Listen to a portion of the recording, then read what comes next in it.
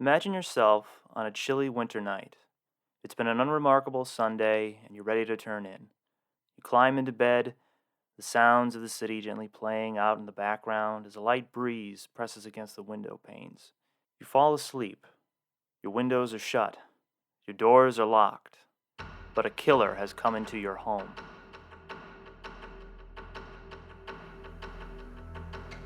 This killer does not need to break in. It creeps into your bedroom. It strikes. You're startled awake by the sudden pain of your own coughing. Your eyes are burning. You try to breathe, but you're choking. You run to the bathroom to wash out your eyes, but nothing happens. The pain in your eyes is so intense you can barely see as you run out of the house, not knowing where to go, but desperate for any way to get away from what's happening to you. But it's already too late. That's when you hear it. The coughing, choking terror of thousands of people running, trying to escape. The sound of a city fighting for its life.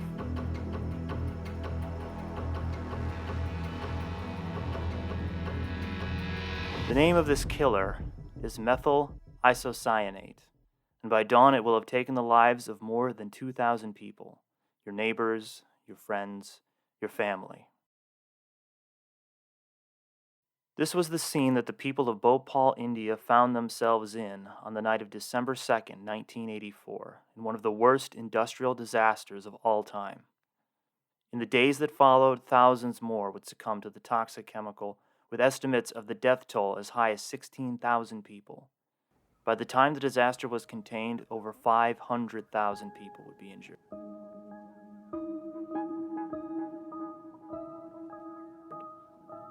What caused this disaster? Something as simple as water. Excess water entered the underground storage tanks containing the highly toxic methyl isocyanate. The resulting reaction created a buildup of carbon dioxide exceeding the tank's pressure limits. The pressure triggered automatic release valves, which vented the toxic gases into the atmosphere. The gases traveled through rusted pipes, which sped up the deadly chemical reaction by introducing iron into the brew. But this leaves the question, where did the water come from? Leaking valves, substandard parts, poor maintenance, cutting corners on safety measures to save money? Each thread of possibility ties back to a common knot, environmental health and safety, or more precisely, the lack of it. It was clear that such a disaster would inevitably happen again unless we dramatically changed how we stored and maintained the storage of hazardous chemicals. In direct response to this need, the United States passed the Emergency Planning and Community Right to Know Act, or EPCRA.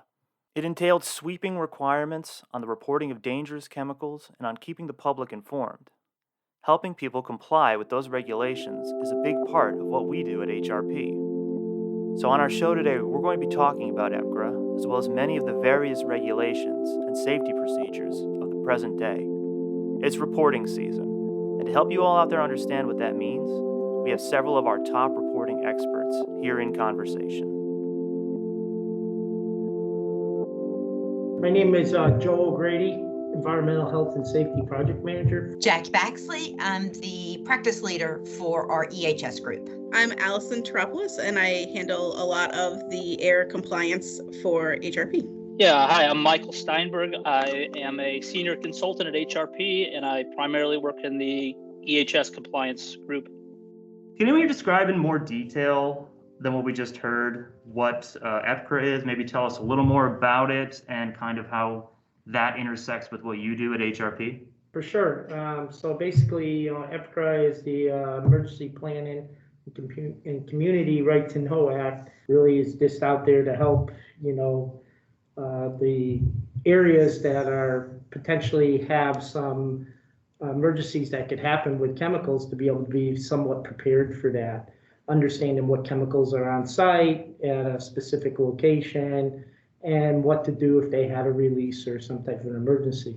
So what are some of your responsibilities here at HRP, Joe, that intersect with that? Sure. So some of my responsibilities are I'm the Environmental Health and Safety Project Manager. So I'm looking, at different types of sites, chemical and manufacturing sites that may need to be able to understand everything from Tier 2 reporting, making sure that they have all their chemical inventories in line and that they're they're able to actually reach out to their community, emergency planning commission, fire department, everybody else, and let them know, hey, these are the chemicals we have on site, and here's the ones that maybe we need to be a little more worried about. Joe just mentioned the Tier 2 reporting, which gets a lot of the attention under EPCRA.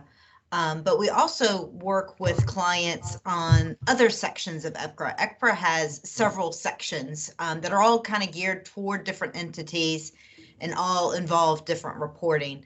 So not only do all of us work on Tier 2s about this time of year, it's kind of Tier 2 season, but there are also reports that are due at kind of infrequent bases, as well as there's a sister report called a toxic release inventory report that's due in July, where the Tier 2 report is all based off of inventories. What do you have? The toxic release inventory report is all about what has been released into the environment, because we've processed it on site, we've manufactured it on site, or we've otherwise used it within our operations. And as a result, there are now, emissions either to the air, to wastewater, maybe to waste materials, and so on. So that report happens in that due date is July 1. But a lot of times, as we're helping people navigate the inventory reporting, we begin those conversations relative to the other report that's coming due a little bit later. And then the two that are less frequent, but still very much required, is what's called emergency notifications and emergency coordinators. So on the emergency notifications, if there is a spill, technically a release where it gets into the environment above reportable quantities for specific chemicals, under EPCRA, the responsible party for that release has to make an immediate notification to various agencies. So that's not one that we can say is due March 1 or due July 1. It's due roughly within 15 minutes of that release scenario occurring. So as we're looking at inventories that we have on site, not only are we, looking at that relative to the reporting under the Tier 2 reports that are due every March 1, but we're also kind of looking at it with an eye of, are you potentially at risk for having to provide one of these emergency notifications? If the reportable quantity is a quantity for which you have inventories normally above that amount, then it is, feasible for you to have a release that could require reporting. And these are all different lists and all different amounts, so you kind of have to keep it all together. And the other one being the emergency coordinators, and that's a whole other element of EPCRA, where if you have extremely hazardous substances above threshold quantities, then you have to let the emergency responders know who at your agency is going to represent you relative to emergency planning. And so again, that's not one that's due March 1 of every year. That's due within 60 days of you meeting those thresholds amounts. So that could occur tomorrow. That could occur 4 months from now. That could have occurred last year sometime, but you didn't capture it. So we're double checking when we're helping folks with Tier 2s. Like, hey, you should have made these notifications, about who on site's going to be your coordinator. Let's go ahead and take care of this now, because you might have failed to have done that in the appropriate amount of time. Michael, can you talk about some of the reporting requirements that are relevant this time of year for what you do? Yeah, Tom. So as Jackie mentioned, we work with clients to do our 311, 312 reports, which are due March 1st. Section 311, 312 has to do with hazardous chemical reporting, and it applies to any facility that has a quantity of hazardous chemicals in excess of its threshold at any time during the reporting year. So for example, the report that's due this year, the Tier 2 report that's due this year, covers January 1st through December 31st of 2020. A hazardous chemical, a lot of facilities have trouble understanding what a hazardous chemical is, and it's pretty broad definition. A hazardous chemical is defined as any substance that is required to have a safety data sheet and meets the definition of hazardous chemical under the OSHA HAZCOM Hazardous Communication Program.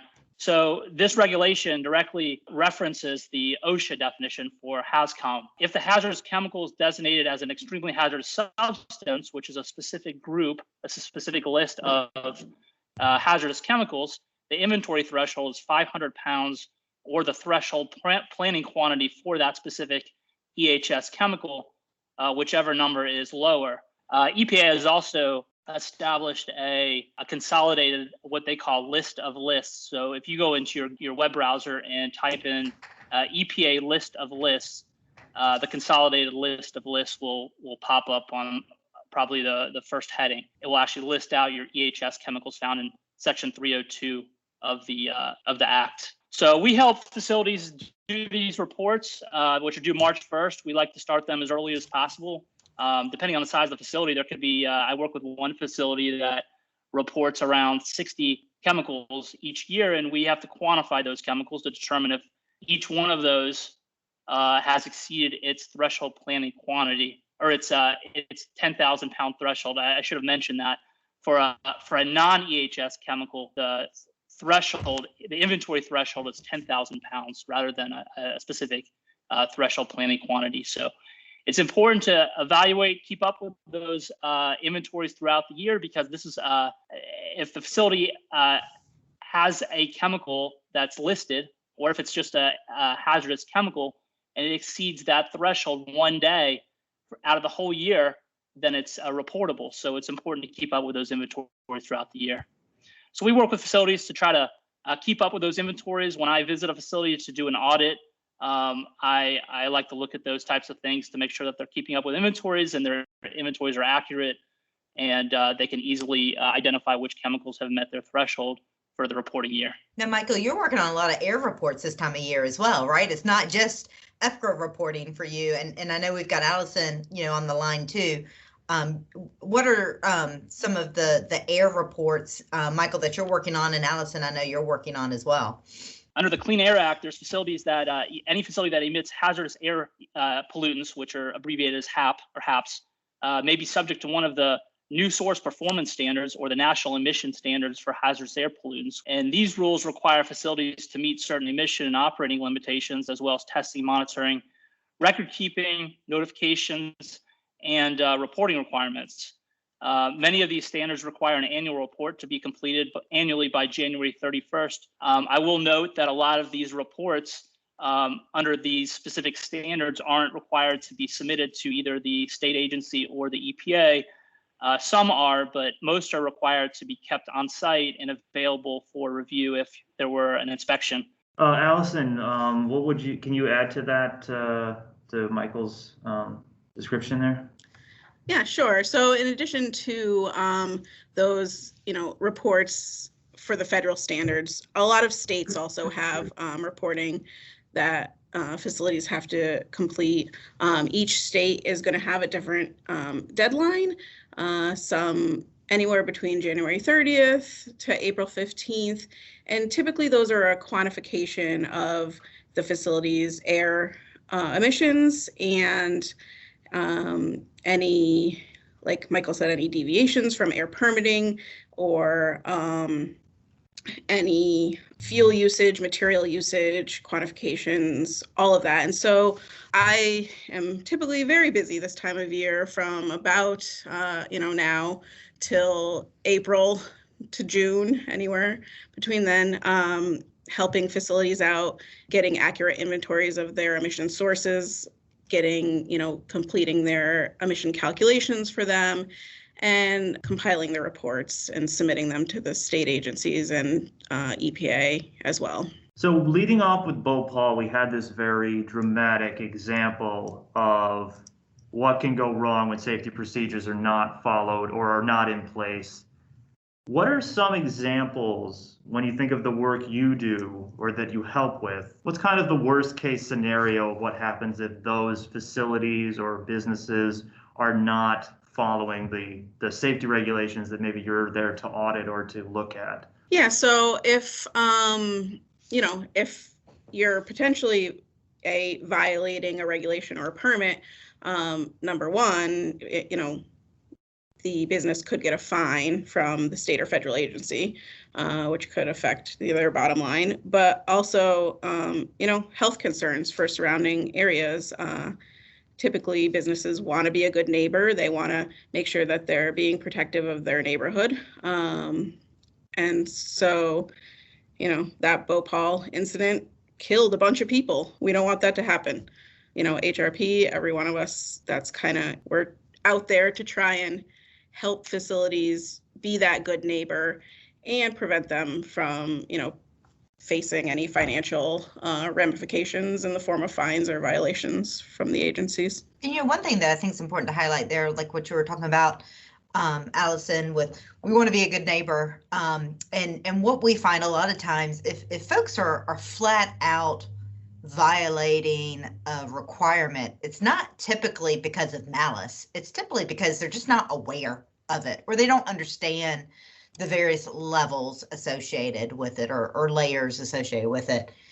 So as we're calling this time period reporting season, whether you're talking about what needs to be reported to an agency or on site or what have you, or what safety protocols apply to you, or what environmental rules apply to you, it all starts with assessing your operations. Tier 2s, we're assessing your inventories. Form Rs, we're assessing, what you used, what you processed, what you manufactured. Air emission reportings, we're assessing, your processes and the resulting emissions. And so all of it comes down to assessing and then preventing and controlling. So this time of year where we're focused on reporting, it's really important that we don't miss the forest through the trees, that it's not just an administrative task. We're not just getting the tier 2s done. We're not just getting, the air emission inventories done. We're taking a look at that information and saying, okay, so what does this mean for us? Hey, we've never reported this chemical on our tier 2. And now all of a sudden we have, a certain amount that requires reporting. What else does that require of us? I can tell you, it's probably not just reporting on a tier 2. Maybe there's implications under the Department of Homeland Security chemicals of interest list. Maybe there's implications under the OSHA process safety management program. Maybe there's implications where now you need to have an SPCC plan, or maybe you're now triggering a risk management program, or maybe you need to reassess your air permit because you're above certain amounts. So it's not just about reporting, but it's about, what can we glean from all of this information that we're reporting to ensure that we're good neighbors, to ensure we're implementing the programs that we need to implement on site. Yeah, I agree. This is a perfect time when we talk about reporting for everybody not to check the box, but to use the reporting as a tool. Making sure that they're being OSHA compliant, regulatory compliant for EPA and all the rest, and, really taking a good look at it. Especially now, we have a lot of things that are developing. Businesses have changed the way they're doing businesses. You have people working from home, working in work. So there's a lot of, potential where a person may have a break before coming back into work again. And, how do you deal with that? And the cool part is by having HRP there, we can actually walk people through those types of processes and help them to be able to figure out what they need to do, especially exactly with what, both Allison, Jackie, and Mike was saying, knowing, being able to see behind the scenes and help them to be able to do the reporting piece. We're also able to assist them through those assessments and say, hey guys, you got some gaps here that absolutely need to be taken care of. Hey, it's great that we're meeting the reporting requirement, but your first concern is the safety of your workers and community. A lot of these regulations overlap, like Jackie was mentioning, required to have an emergency action plan, for example, and keep that emergency action plan updated.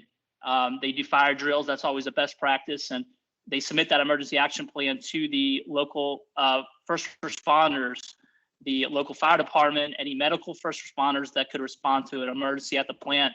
even law enforcement, if there was some kind of incident plant where law enforcement would have to be involved. So it's empowering these folks into the plant and so that they're familiar with the operations and where hazardous chemicals are. Those things are very important. So that's one of the things that I always like to recommend to facilities if they're not already familiarizing beyond the extent of the regulation, those emergency responders with the facility. It's very important to do those things, because if you look at a lot of the incidents that have happened in the recent past, and even in our country, a lot of those incidents could have been mitigated if those local emergency responders were more familiar with the operations at the facility. Michael, could you speak to maybe some examples that people might be aware of? Yeah, the one that I always like to point towards is the West Texas Fertilizer Company incident that happened in 2013, where I believe it was ammonium nitrate fertilizer that was used at the facility in large quantities, caught fire and actually exploded. And when the investigation occurred after the fact, one of the main takeaways from that incident was that the first responders, this is a very rural area of Texas too, so it was likely a volunteer fire department that responded. They were not familiar with the facility intimately, so they didn't know specifically what hazardous chemicals were kept on site. So that's why I think it's very important that facilities go out of their way to make sure that anyone that could be involved with an incident, emergency event, is familiar with those operations. One of the things I was interested in knowing, and maybe our audience out there might be interested in as well, are some of the hazardous chemicals people might have on site, but that might be a surprise to them to learn that those are hazardous. Maybe if they're not really keeping up on their safety data sheets, things they might have on site and be like, I did not know that was as bad as it is. Forklift batteries. That's probably the most hazardous as well as most unreported item. And forklift batteries, it's the electrolyte within the batteries, and that contains sulfuric acid. And sulfuric acid has a 500-pound reporting threshold. So you have to look at all of your forklift batteries within the facility. And depending on the size of your forklift battery, in some cases, it can be one forklift battery could cause your facility to report. I think that's probably the most common one I see. Guys, I don't know if there's another common one that you guys encounter that's underreported or not reported. I know one that was added in the recent past within the last 2 or 3 years was combustible dust. So a lot of facilities that we work with handle resins or other types of solid materials that if you really inspect the safety data sheet, it references combustible dust. And the state of North Carolina actually published a document that specifically talked about resin pellets and combustible dust associated with those. So a lot of these chemicals could have multiple hazards associated with them, either health hazards or physical hazards, and it's important to identify all of those. Now, with combustible dust, do I have to worry about my living room exploding because I'm not vacuuming under the sofa, or are we talking about an industrial runoff product here? Only your dust, Tom. Yeah. For the most part, it is industrial dust, but you could potentially have something in your house that is flammable, and it is some type of a dusty product. I mean, there is an example of a sugar mill that actually their process how they were dumping the amounts of sugar into the vat, and they went way over the amount that they should have done per their recipe, and it actually caught on fire. Static electricity lit it on fire from the actual flow into the vessel. So, things can happen. So it's best to kind of keep everything kind of tidy and neat. That's kind of one of the things I wanted to mention about too, is that even in process safety management, covered facilities that are required by OSHA 1910-119 to follow that standard, at this time of the year, because of what just took place like through December month, a lot of facilities throughout the nation actually shut down and do large maintenance activities during that time. And that's sometimes when they discover chemicals that they haven't had, and now all of a sudden they're trying to get rid of them. They're not even sure what they were. Maybe they were unmarked, need to be tested. They could have been just stuff that, that they used one time in their life that were still good materials, but now they're saying that they're waste and they have to dispose of them.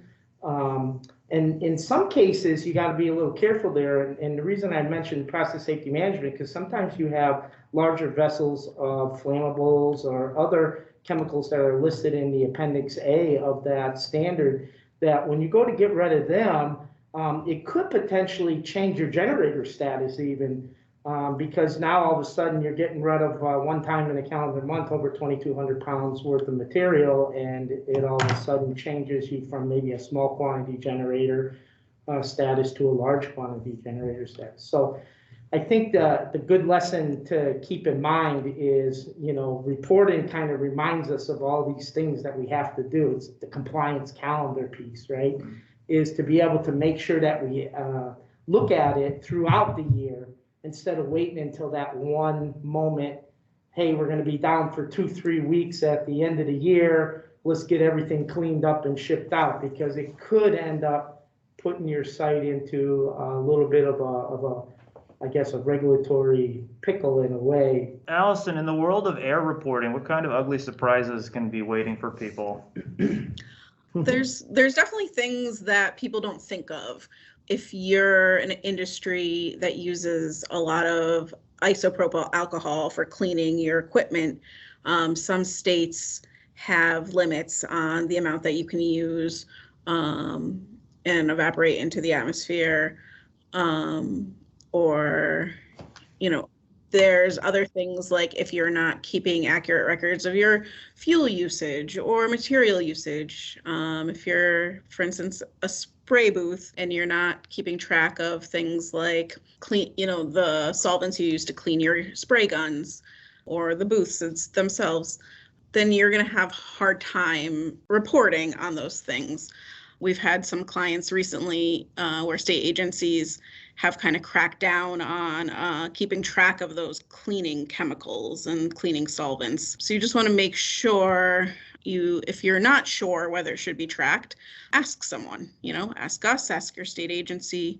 Most people are out there to help you. They're not out there to get you in trouble. They just want to make sure you're doing the right thing. I see another area. I don't know if you guys experience this as well, but I see folks getting tripped up by maybe the local aspect of agencies. So maybe it's a company that has half a dozen facilities. Maybe there's one in Connecticut. Maybe there's one somewhere in North Carolina, one in Florida, one in California, one in Indiana, what have you, scattered across the United States.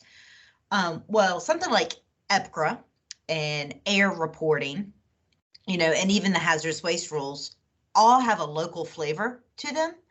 And so there are some states and counties and municipalities that have reporting thresholds that are tighter than the federal requirements. So maybe you have the exact same inventories at your 5 or 6 locations, but your reports, whether it's an air emission report, whether it's a tier 2 report, whether it's a hazardous waste report, might look very different because each of those states, municipalities, counties have defined the thresholds differently. So there's definitely not a one-size-fits-all approach in any of this. So Jackie, you've got an upcoming webinar, I believe, the day after this podcast releases, that's related to this topic. Is that correct? Yeah, so we've got a webinar scheduled for January 28th. If you're catching this podcast after that date, it will be recorded and available on our website, so you haven't missed it. But it is, it's about EPCRA, but it's not about the tier 2 reporting that is due March 1. It's about the toxic release inventory reporting that is due July 1. And specifically, kind of toward the end of 2019, a regulation change added over 100 new chemicals to the toxic release inventory reporting list. And so in our webinar on the 28th, we'll be loosely talking about just what's required under the toxic release inventory report, but really focusing on these new chemicals that have been looped into this regulatory program. And all of those new chemicals fall under the chemical category of PFAS chemicals. Great. And I think what we can wrap here as our out is to maybe have everyone say very briefly what piece of advice they would give a client in terms of reporting. It could be kind of anything you could imagine, any particular client, any kind of reporting structure, just something that you think you would definitely want to communicate to somebody if you had them in front of you. So my advice would be to keep on top of your reporting requirements throughout the year. I can't stress that enough. That is one thing. You don't want to wait until the report is due to be able to be trying to figure out what materials or information you need to support the report. So do it throughout the year. HRP is here to help if you need that. Yeah, so I guess piggybacking off Joe's, we keep track of your material usage, your fuel usage, everything kind of monthly. And that way, you're probably supposed to be keeping track of it monthly per your permit anyway. But if you're not, we're not scrambling at the end of the year to get everything calculated and input. Yeah, I absolutely agree with Joe and Allison. Planning goes a long way. So planning ahead is very important. And like I said earlier, having your first responders familiar with your plan is important as well. So definitely host your fire department at least annually. Any medical responders, definitely have them in your facility and familiar with your operations. Definitely have a compliance calendar. And if something is due on March the 1st, don't start thinking about it on February the 25th. So where we love to bend over backwards and do whatever we can for a client, there's very little we can do when you contact us on February the 27th to help you with your your tier 2 report that's due, the next day. So have a compliance calendar that has some key milestones to where you can kind of stay in front of these requirements. If something's due on March the 1st, have your calendar remind you 60 days, 90 days prior. So you can start compiling the information. You can start getting the resources involved that you need. If you're going to hire a consultant, that gives you time to get the proposal, get the PO, get that consultant the information that they need. Where I like to say we're good, we're not clairvoyant. So, we need information from our clients to be able to do these reports for them. So there's a lot that's involved in all of these reports. So on your compliance calendar, don't just have the due dates. Make sure that you're prompting 90 days out when you're looking at those compliance calendars, because it takes time to go through all of this information. Thank you, Jackie. And thank you to everybody for being on the podcast today and sharing your insights.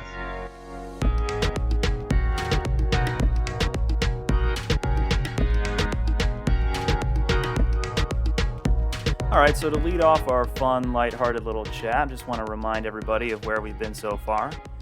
We started off with a recounting of a horrific mass death.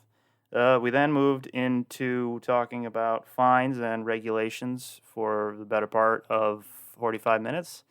And now it's time to lighten the mood a little. So, Everett, what do you got? We got to drink? Yes, let's start there. What's everybody sipping on? I am drinking a pale ale from a local brewery down the street from me in Spring, Texas, called Who's Paul Pale Ale.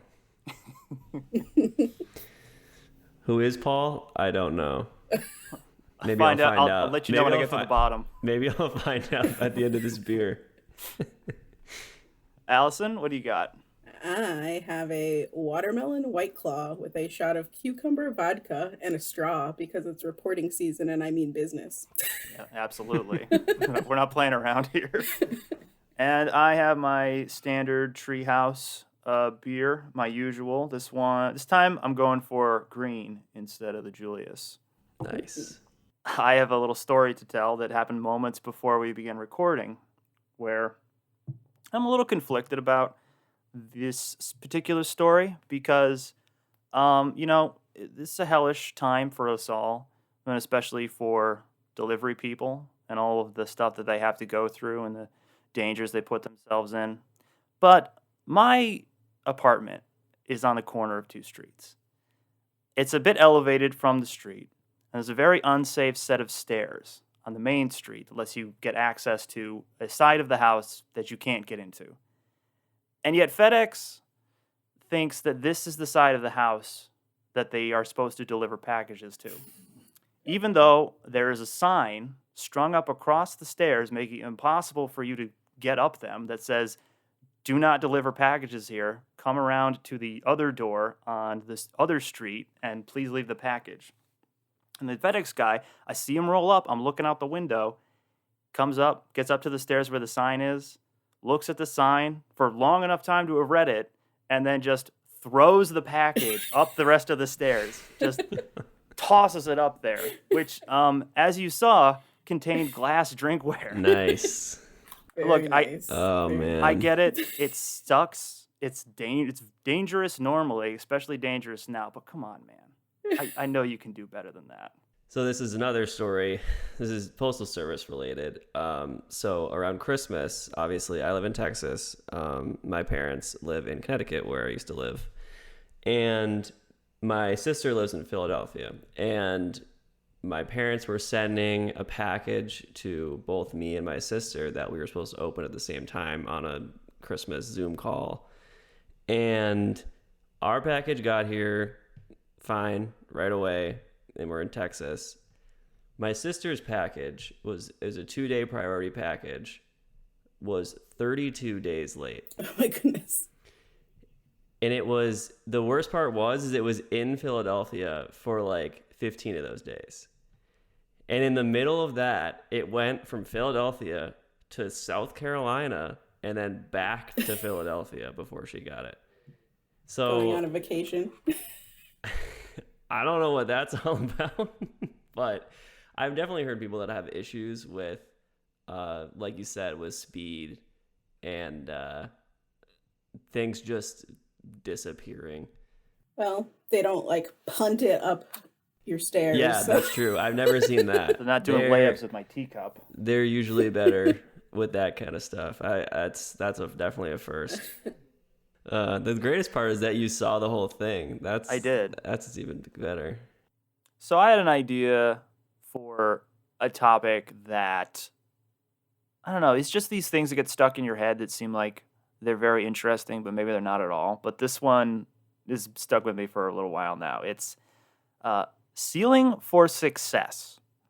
And what I mean by that is that there are some things where the threshold that you have to hit for it to be considered successful is very low, and others where it's very high. Low ceiling for success: pizza, ice cream, wine. They don't have to be particularly good to be very good. Garbage pizza is still very good pizza. High ceiling, these are all in my opinion, by the way: coffee, IPAs, and steak. So do you guys have can you guys think of any other examples? I don't know. I feel like I'm pretty pizza particular though. I definitely agree with Tom on the pizza. I feel like pizza would be at my high ceiling. Like I understand, like, really good pizza, you're like, especially down living in Texas now, I'm like, I could go for literally the worst pizza in Connecticut and it would taste better than most of the stuff that's here. But it does get to a point where pizza is pizza, and if it's not pizza, it's just not as good as pizza. I'm married to a Greek person, so we have high pizza standards. His family used to own a pizza restaurant, so I definitely think that style, like, some people definitely have like very particular pizza styles. Like, some people don't like, brick oven. Some people don't like the Neapolitan. Some people it's like, I feel like, especially up near you guys, there's so many different types. And like I hate deep dish, and people will love deep dish. Like I'd love to try like a real deep dish, like the best deep dish in Chicago. I'd like. It's just like not even pizza though. It's Yeah, but I just still like think a it's brick good. of cheese. I was gonna say it's like a cheesy meat pie. Those It's all, the but those all only sound like thing- good things. It's the only pizza that should ever be called a pie because Sure. it basically is pie.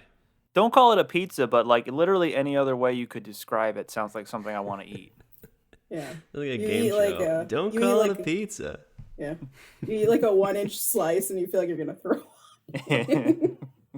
Yeah. Yeah, what's a good pizza that you can't eat the whole thing? That's not a good pizza. Oh, low ceiling French fries? French fries are French fries. I think You want to open that can I of do. worms again, my friend? yes. So I will say there are some French fries that are definitely superior. Like Soggy French fries. yeah, like it's just like the shoestring deep fried like classic McDonald's French fries are really good. But would I turn down like a frozen French fry that's just in the oven? No, like that's still good. But there is a very big gap between those two, which I feel like it kind of runs in the same as pizza, right? Like it's hard to turn down fries because fries are fries. They have to be crispy though. Like if they've been sitting and they're like cold and soggy, no. Five Guys fries that are just like a heap of like soggy oiled fries. But then again, like it's like the same thing as everything. There's a right time for everything. Like there is times when I would want classic McDonald's French fries, and there is times where I would want just like a full bag full of oily Five Guys fries. Like it's just like it's Give me a high ceiling. high. I agree with coffee being a high ceiling. Yeah. I mean, you can just I've get never some had nasty coffee, so I out can't there. say that. I would say fish has a high ceiling. Ooh, that's Mm. definitely true. That's a good one. Yeah. That's a good one. Fish You don't can want be to eat really like bad. a nasty fish. Ugh. Yeah, you know what's bad when like when you complain about a fish being fishy? It's like that's what it is. Like, can you imagine me like this steak is just way too beefy? Like it's like the dumbest sounding thing. Steaky. Excuse me, waiter. There's way too much beef in this. I was gonna say like really good like chocolate chip cookies, but then again, know, a man. I cookie is don't a know. I would cookie. eat a Chips Ahoy. I was gonna say that exact same Yeah, thing. I know, Yeah. and then that's what I thought, and I was like, never mind. I feel like high ceiling would probably be like almost every fruit though, like a good apple, a good grape. Well, you know I'm crazy about blueberries. I get you pretty much. That's any true. kind of The blueberry. superior berry, It's the best berry. The king of berries. the king of berries. Actually, I Blueberry? think. Really? Yeah. Oh, yeah. For me, actually, No. there's a lot of things that are. I don't want to get too deep into this because this was a conversation on a different podcast that I heard someone else have. But there are a lot of things which are berries that you wouldn't expect, and a lot of things which are not berries that you would think, of course, that's a berry. Can you guess some of them? A berry that is a berry that you don't think is? Yes. Does it have to do with like how it grows? Isn't that all it is? No. Could be. But there's one thing in particular that is a berry that... Um, We definitely had this conversation before. Is it a when- banana? It is a banana. That's just wrong. Banana's a berry. I was just trying to think of like what grows like berries do. Okay, I've got 3 surprise berries that are not berries, and 3 surprise berries that are berries. Raspberry. A raspberry is not a berry. Wow. Really? So Yeah. then also blackberry? Blackberries are not berries. Yeah. The other one is mulberries, which My I'm life just is going to a throw lie. out there because I would I don't- never have gotten that. Think that anyone has ever eaten a mulberry ever. No, I've eaten at a pizza restaurant called Mulberry Street. That's about it. Coming back to pizza. I really want So pizza now. the other category of berries which are surprising, actually, I'm going to name 4 things, and you got to tell me which one of them is not a berry. All the other ones will be berries. pineapple, pumpkin, cucumber. How many was that? That was 3. Pumpkin is a berry. Lemon. I know that. Okay. Who's the odd berry out? You said pineapple, pumpkin. Did you say one more? Cucumber. Cucumber. You said you were going to say 4. Lemon. Wait, so one of these is not a berry and all the rest are berries? That's what this is? Well, I'll go with lemon as not being a berry. Allison has chosen lemon. I'm going to go pineapple. Everett, you are correct. Yes. Oh. Wait, Lemon a is a lemon berry. is a berry? Lemon is a berry. And a pineapple is not. Pineapple is some Like kind on the of ground. nightmare from a different planet.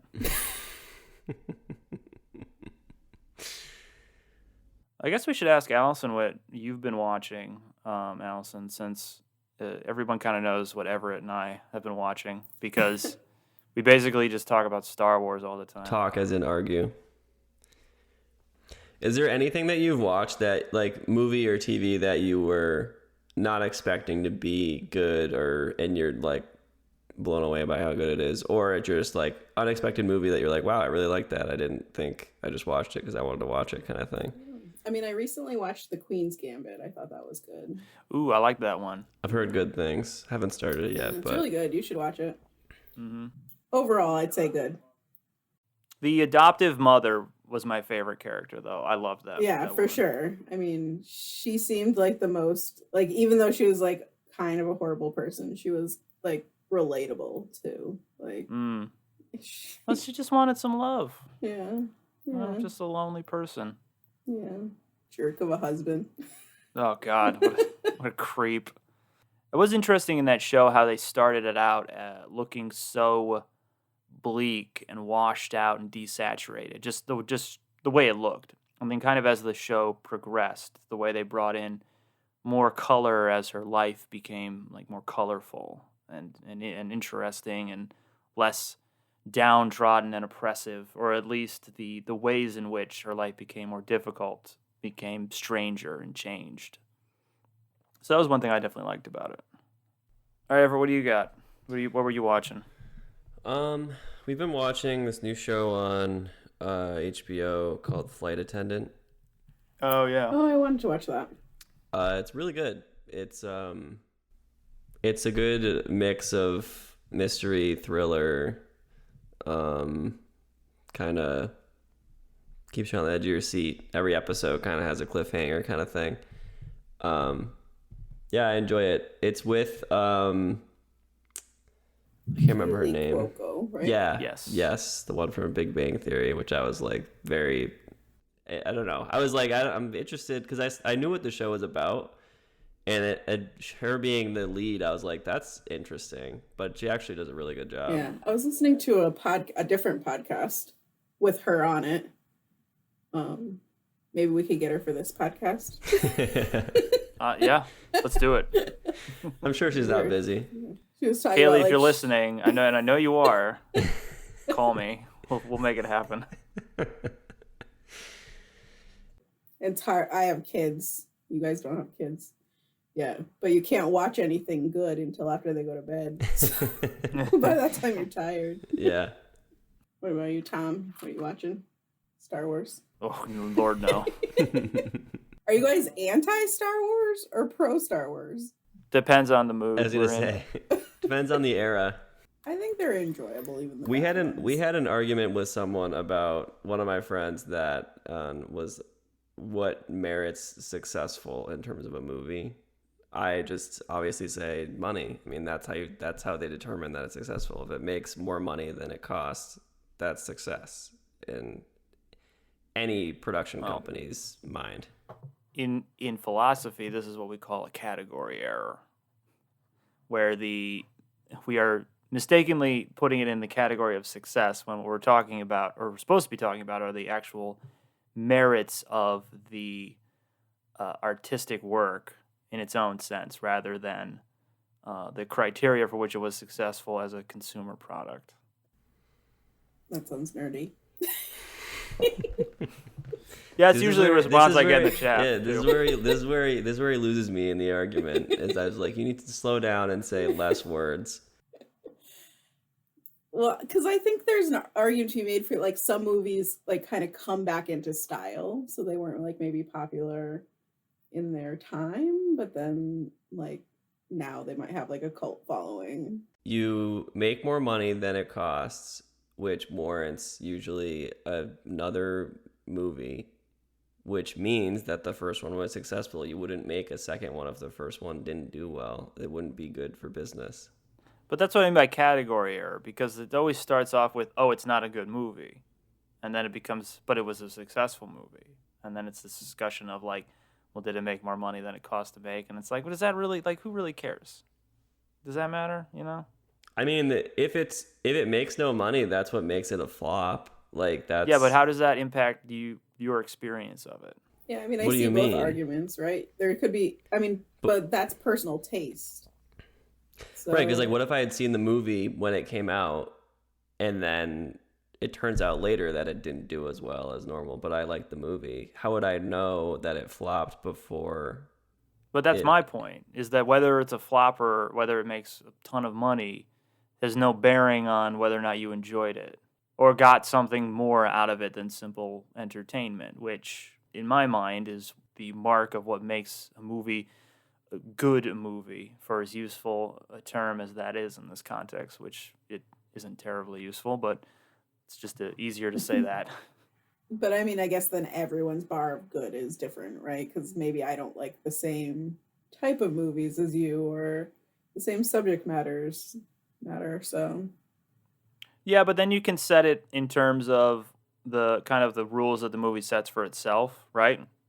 Like, I don't have to like a particular kind of movie to know that it was good at what it did. And you can also just appreciate it in terms of the craft of filmmaking.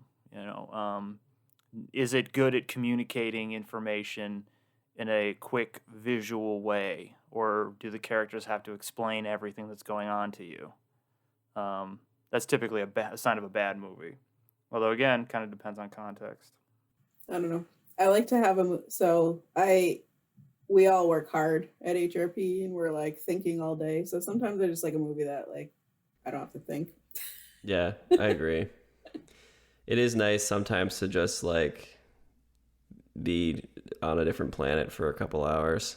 I agree, but I don't think those movies, that doesn't mean that those movies aren't well made, right? You can have something that is not going to force you to think with great depth about it, but you can still appreciate how well it's made.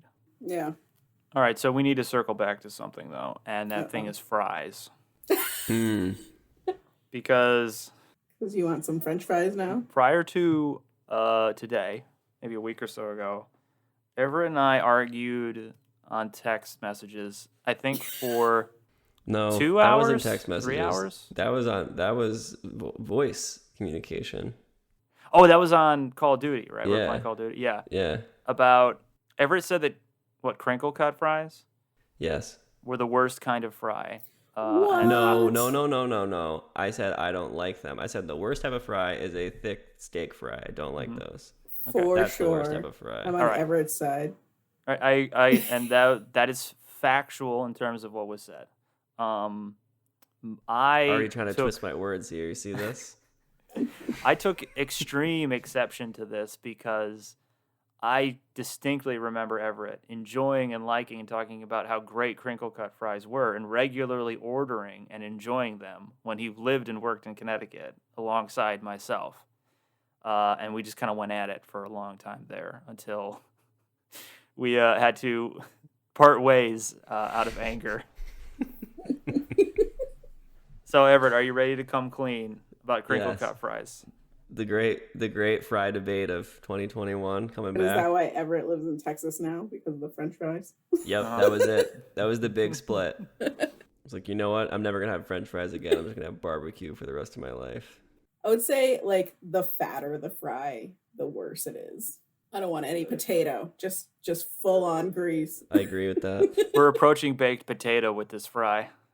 What about waffle fries? How do you feel about those? See, that's what's hard for me, is I really do like waffle fries, but I like Chick-fil-A waffle fries. I haven't really had many other waffle fries. So is it the fry? Or is it the seasoning that I like? I don't know. Yeah. I think Chick-fil-A waffle fries are kind of bland. Oh, I love them. I would say that the best fry are curly fries. Not a fan. But is that because they're usually spicy? Yeah, they're usually spicy and crunchy and just delicious. I'd say chili cheese fries are the best. Oh, well, that's we're going down a path here. Yeah. You're bringing in some third parties Extras. here. Some heavy hitters. Yeah. I think you add cheese to anything and I'll eat it. So I'm a big fan of just shoestring, whether it's, McDonald's style like that. I just think those are the best, where you can just eat 9,000 of them, and like really salty, and I'm so hungry now. We're all gonna have to go out and get some French fries now. Oh man. I'm on no spend January, so I can't till February. It was our big challenge to start the year. Wow, I'm impressed. Yeah.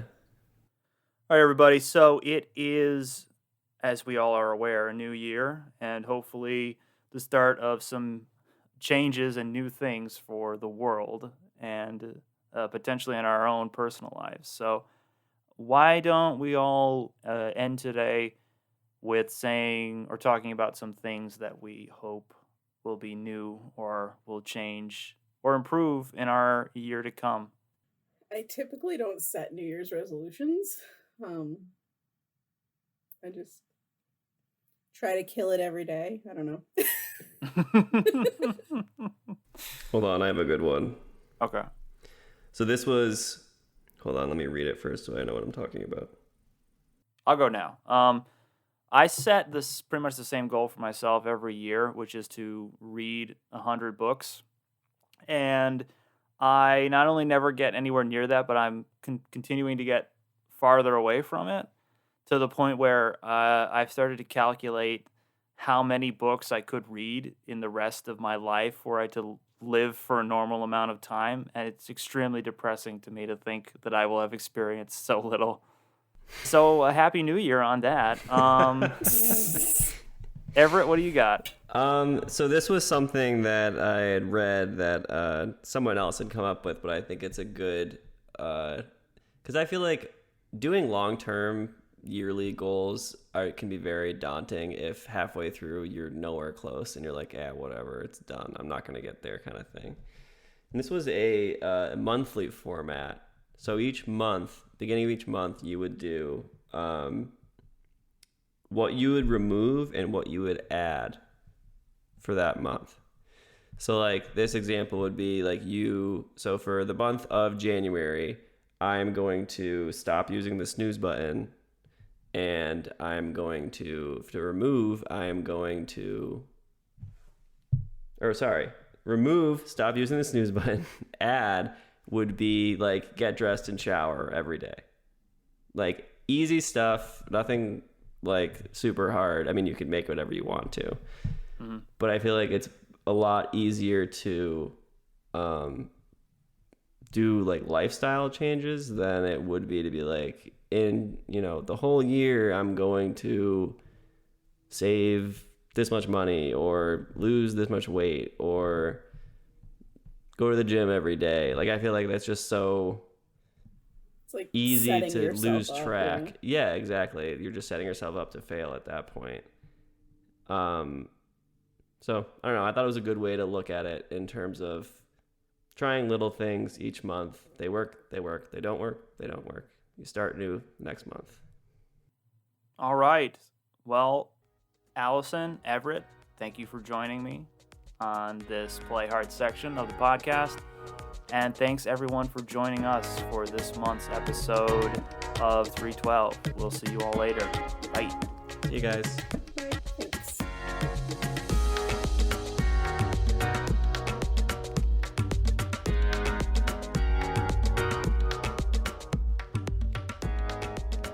Thanks for joining us, everyone.